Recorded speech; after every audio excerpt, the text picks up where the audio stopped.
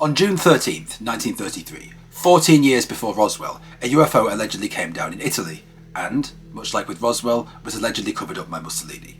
Let's get into it. On June 13th, 1933, the craft recovered was supposedly made of thin, silvery grey material, much as was found at Roswell, was 50 feet in diameter and less than 7 feet thick. However, crucially, no occupants were found inside whatsoever according to the information we have. That is, the disc seemed entirely empty. Mussolini, wanting to study it for himself and not wanting anybody, namely Germany, because this was back when the Pact of Steel was not yet signed and they were somewhat enemies, the murder of Chancellor Dollfuss in Austria was soon to come up. Mussolini didn't want the craft to fall into the hands of Germany, so he created the top-secret cabinet RS-33 at La Sapienza University in Rome, headed by himself, Count Ciano, his son-in-law and the foreign minister of Italy, and the Italian Air Force General Italo Balbo, a key figure in the Air Force. So the purpose of the cabinet was to study the craft, to analyse it, to find out what it was, and to crucially make sure it didn't end up in foreign hands. This cabinet was also charged with uncovering so-called unconventional aircraft, or aeromobiles, what they were and what their origins were, but, conversely, also covering them up from the public and foreigners. And of course, this cabinet had links with the fascist secret police, the OVRA, and the Agenzia Stefani, the regime's news agency, which was in charge of disseminating fascist propaganda. The cabinet itself was headed by Italian physicist Giuliano Marconi, known for his belief in Martians. He believed alien life existed on Mars, that contact with so-called Martians would be possible from powerful radio transmissions, etc. And the cabinet said to have had, among its members, some of the most highly respected Italian academics, members of the Royal Italian Academy of Sciences and the best engineers. Figures like Ruggero Cavazzani, Professor Severi, Professor Bottazzi, Professor Giordani, and Professor Crocco. They're all said to have taken part, but most believe this was new Western weaponry as opposed to aliens, crucially, and are not said to have given aliens much thought. However, they would not have much longer to think it over, because in 1939, after joining the Pact of Steel in 1936, Italy joined Italy joined Germany in World War II, and allegedly, due to personal agreement with Hitler, the disc and its contents were transferred to Germany, along with a 7-year-long, 30-page dossier of research documenting UFO sightings. Some say the disc was destroyed in a bombing raid in 1940, and nothing's been heard of it since. Interestingly enough, in 1941, before America became involved in the war, Mussolini made a speech in which he said that the USA should, quote, care more about attacks from Martians than about the Axis forces, and now some wonder if this was somehow a serious remark linked to the disc, or if it was just jest.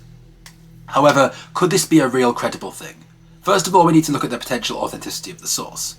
The documents were brought to light by Roberto Pinotti, Italy's leading UFO expert and director of the National Ufological Center, now the world's largest civilian UFO research organisation, alongside Alfredo Lusoni, another credible researcher.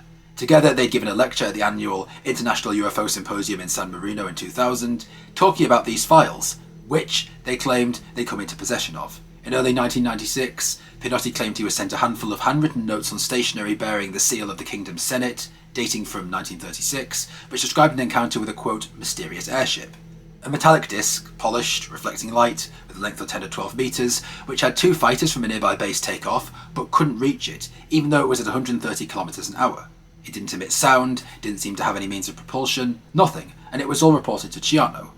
This, however, is really interesting because the document mentions that, quote, the prefecture has opened an inquiry, but you can imagine it will make little inroad and will have a similar outcome to that of 31. The Duce has expressed his worries, because he says that if it were a matter of real English or French aircraft, his foreign policy would have to start all over again. In other words, Mussolini was worried that if the English and French were this advanced and could outpace Italian fighters at this rate, it was Jova. It was completely over for them. And it's interesting because 31, to me, seems to imply that this has happened before. And incredibly, it implies, obviously, that there have been sources reported way back as far as the 30s in Italy. Furthermore, anonymous documents were then sent which discussed supposed cabinet RS-33 and other aforementioned things. And we have to remember that a lot of the stories of the so-called Nazi flying saucers, supposedly worked on by scientists like Mather, Shriver and Habermull, were said to have been nonsense, but leaked CIA and FBI and German documents do show those people working on exotic projects. Some people wonder, did the Germans get the saucer? Did they somehow craft one for themselves based on the Italian model? We don't know. Either way, we do know that a forensic analysis of these supposed leaked files was done by one Antonio Garavaglia, who found them to be entirely historically genuine based on the dating of the paper, based on the ink, based on the seals. So we do have an expert that can confirm that they are genuine. However, because there's an inevitable however, we have to remember the possibility of hoaxes. Remember the International UFO Symposium used to be the Mutual UFO MUFON thingy? I don't know, I'm tired. It used to be MUFON. The International UFO Symposium used to be the Mutual UFO Symposium. I'm just going to refer to my notes, okay? So, the International UFO Symposium used to be the Mutual UFO Symposium, or MUFON, and this was the origin story of these claims, in a speech there.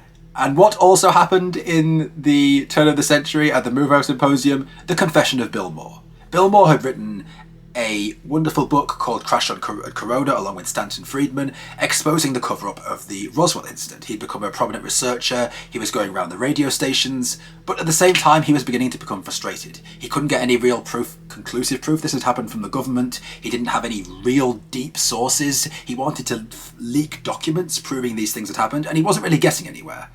And so he began to suggest to people around him he could fake documents. Maybe he could leak fake documents that would stimulate the release of real documents, so-called positive disinformation.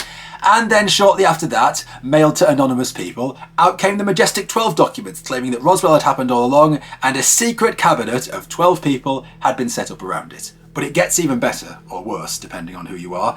He then began to work with Paul Bennewitz. Now, Paul Bennewitz was a researcher living just outside of Kirtland Air Force Base in New Mexico, just outside the gates of the base. Paul was a patriot of his country, he loved his country, he had a contract to supply submarine equipment to the military, so he was in deep with the military, and he began to photograph strange lights and sounds over the base. These strange lights would rise up out of the base, sometimes seeming to have military personnel standing around them before they rose up, fly off into the hills and then disappear, with amazing zigzag formations, with lights, with whatever. He began intercepting signals from them, photographing them, and he contacted the base because, like I said, patriot of his country, wanted to help improve his country, wanted to, alert his authorities, and the base put him in contact with the Air Force Officer of Strategic Investigations, AFOSI, led by Richard Doty.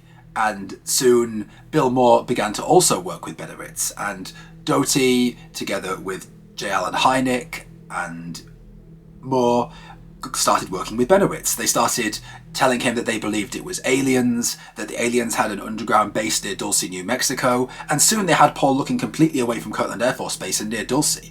They would fly him over the base, they would show him tankers for water that seemed to be positioned on the top of the mesa, the mountain, that shouldn't be there, military personnel dotted all around the place, strange burn marks, places where it looked like things had crashed. Paul became convinced, even though he hadn't initially known what he'd had, via their advice and their counsel, that he had uncovered an evil alien base. The aliens were preparing to take over the world, they were abducting people, they were putting microchips in people, and he ended up going loony and being committed to a loony bin. And guess what came out later? Bill Moore, at the Mutual UFO Symposium, gave a speech where he admitted he had been hired by Rick Doty, the head of the office of, the local AFOSI guy, to leak disinformation to Paul Bennewitz that would drive him away from that site. And Doty would later claim that what was really happening there was a drone program, a sophisticated drone program. This explained why there were Air Force personnel around the craft before they were taking off. This explained all of this. And so what they would do is they would take Paul up to Dulce, they would plant decoys on the mountains, they would make it look like this crashed here, this crashed there, evidence of alleged government cover-ups, water tanks that could be used for an underground base, and they actually drove Paul Bennewitz nuts. So, given that Majestic 12 is linked to Bill Moore, and given this sudden leak of anonymous documents, is it not possible that this was a military disinformation operation, either by the Italian military, by NATO, by America, or a mixture of all three? And could these things not be going on today? I think they very well could. Look at what happened with Project Serpo. In 2007, Doty started claiming there was an exchange program between the alien planet in Zeta Reticuli and our planet. 12 scientists from us were sent over there, some of their scientists were sent here. Some emails were leaked, allegedly between a chain of different people, proving proving that this had been a real program, and the IP addresses were traced back to Rick Doty's computer. Once a disinformation agent, always a disinformation agent. So can we trust these documents? They look authentic, the seals look right, the writing looks right, the ink looks right, many of the details look right, but crucially we don't have that smoking gun as always, and it's like, oh, so frustrating. But what do you guys think? Do you know anyone involved in this? Did you have any relatives who were involved in this? Do you have any friends who might know any information or have any connections? Please post that in the comment section below. Like and subscribe and hit the bell notification button so you don't miss anything. And if you want to continue supporting my work, feel free to drop me a subscribe on Patreon. Thanks very much.